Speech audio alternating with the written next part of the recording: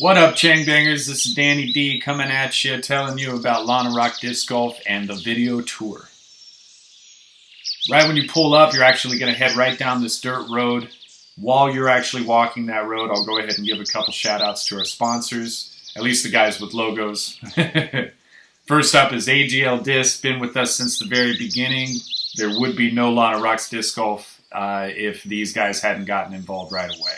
Big shout out to them. Next up is Sam Chang Bang. Been a friend since I lived in Sacramento and has been a continuing supporter since we have moved here and been doing this disc golf thing. Next up is Rick LeClaire and Disc Dot. Recently donated a few of his products over to me and I've been loving them ever since. Please check them out. Big supporter and continues to be a supporter throughout. Next up is Johnny Esta and Run It Disc Golf, aka A-Tier Discwear. Check them out. Great products, awesome logo, good friend from Santa Cruz back in the day. And then one semi-local, out in Malaysia, we got Alex Lai and James Lai with the disc golf team, Lai Disc Golf Team. Now, first things first is getting over to hole 1. Go ahead and keep walking down this dirt road until you see a rock passing over the river. The monk's territory across the river is actually donated land. He's more than willing to let us use it, I think, because he likes people interacting with nature, really. He's got a beautiful piece of property across the way. We're able to fit 2 holes over there, and I think a third one's coming in a short period of time. So, the only thing that he asks is you don't bring any beverages over. Water bottles and things of that nature, as long as you keep them tucked away. I think he's just trying to avoid people littering on his property. Now, when you cross over the river, you're going to see a tree and a concrete pole holding electrical wires, both with double yellow tape on them. Go ahead and head over there and look into the land. All right, hole 1, the tree garden. Right upon looking at this, you're actually going to be pretty intimidated. There's some narrow ways to get over to the basket. But therein lies the challenge. Hook shots, skip shots, high hyzer shots, rollers, anything you can do to get there, 212 feet. After you get that done, make your way over to the dirt road just past the basket and just keep heading down the way towards the farmland. You're going to stop over by this little shrine on the left here, and you're going to see these 2 bushes actually are double taped as well. That's going to be the marker for the tee pad. Now this one's a tough one. Narrow pathway, elevated on either side, trees everywhere on either side, so your only hope is to stay right down the middle. 181 feet with a little tiny dog leg right, tucked away in the covering of the bamboo shrubs there. Now to get over to the next hole, you're going to turn right around and continue down the Monk's Trail, back over towards the river.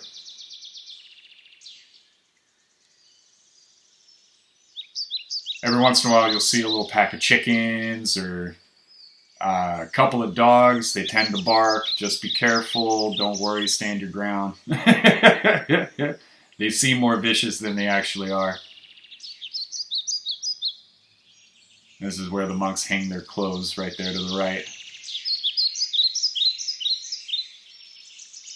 And then you're going to go down what I call a set of hobbit stairs. They're just kind of carved right into the hillside there, down onto the riverbank where you see the flat. And then go back up some hobbit stairs to make over by this light post. Tee pad will be set right to the left of the light post, going right in between those trees right up ahead. All right, now this one is a doozy.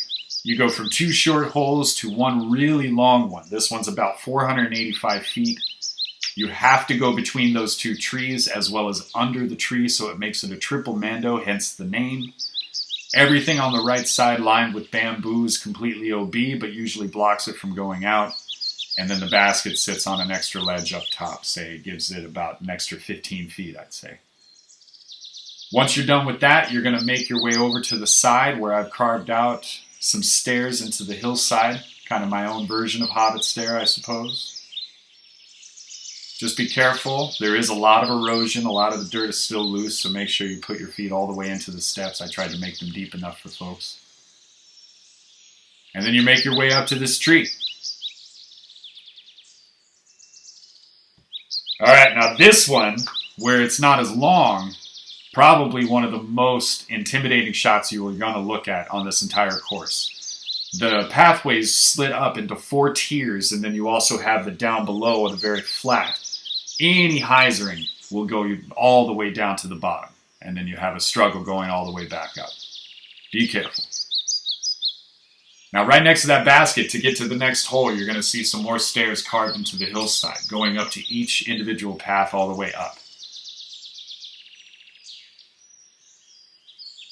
Nice little zigzag there. You might be winded by the time you get up there, but it's nice and flat once you get. As you can see, I had some hard time getting the drone to go ahead and get all the way up. All right, once you make your way down the pathway, you're going to be looking out for the big blue water bins up on the top path. The T-pad's right next to them.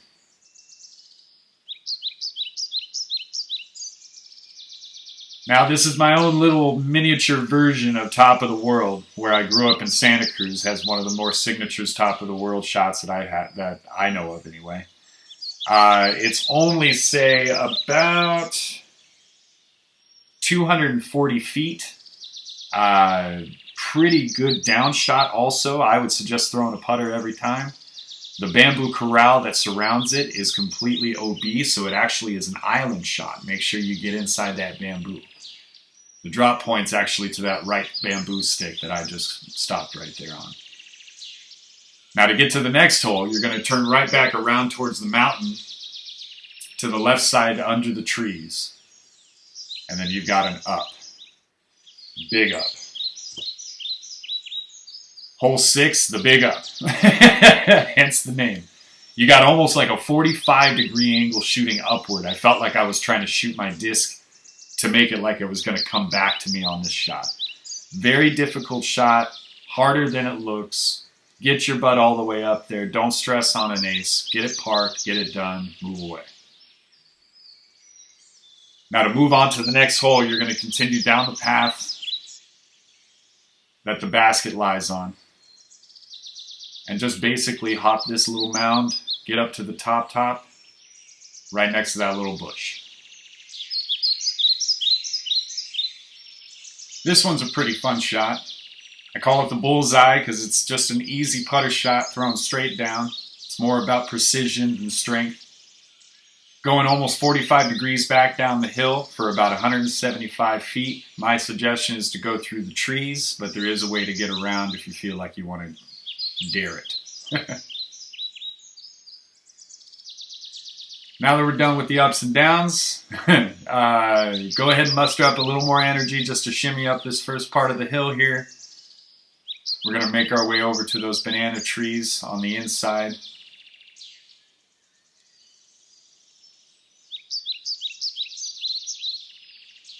To that first big gap you see on the left, to the tree past the banana trees. You're going to see a couple sticks down on the ground kind of forming half a square, so go ahead and make your way there. That's the throw point. Now this is a difficult shot. The idea is to keep it pretty close to the ground as best you can. Any height and you're flipping left over to the cliff side and past the road. Anything past the road on the left side is OB. So main thing is to stay right up top. You're shooting for about 240, 250 feet to this one.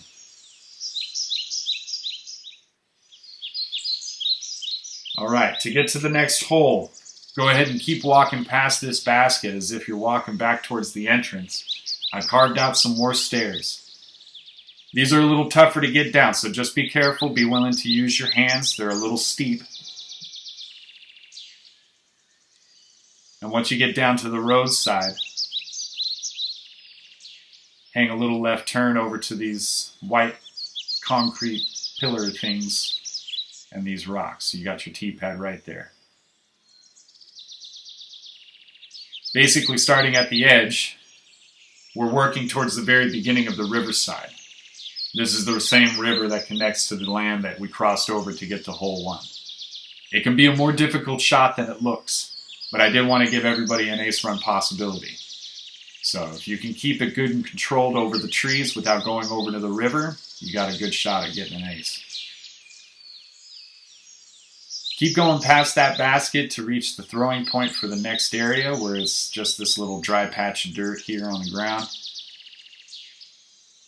And the unconventional, one of my favorite holes on this entire course. There's no direct fairway there.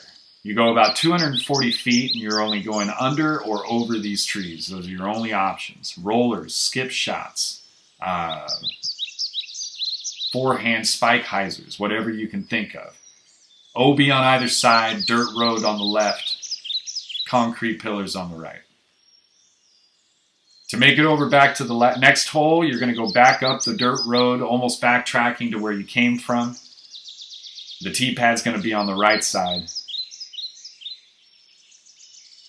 There I am again.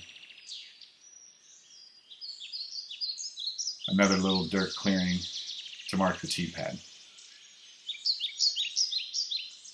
Now this is a very fun hole and also a very beautiful view. Nice open fairway for the beginning. You either try to hourglass cut right through to the basket or see if you've got enough arm strength to go over the trees. This is a pretty big bomber, so you've got about 370 feet to get to the basket, and getting over the trees just makes it that much harder. To make it to the last and final hole, go ahead and walk past this basket back to the dirt road as if you're walking back to the facility or the cafe. And we're just going to wrap right around these trees on the left to the most open space on the territory. Now this one's a doozy. It's already a pretty long hole at about 450 feet. But what makes it even harder is you having to go left of this tree that we're passing up right now. Those two combined makes for a pretty difficult shot. And then you got the last hole. Now this was just supposed to be a quick fix just to get people an idea of where to go, just in case they're not able to read maps or the U-Disc app. Hopefully it's helped out. Thank you very much to all our sponsors. We do have more sponsors. I just figured throw out the business people first. And there's going to be a revised map coming up soon. This is just something that I'm throwing out quickly for anybody that decides to play beginners or visitors to the land. Thank you very much for checking us out. Hopefully you enjoyed the course and had a good round.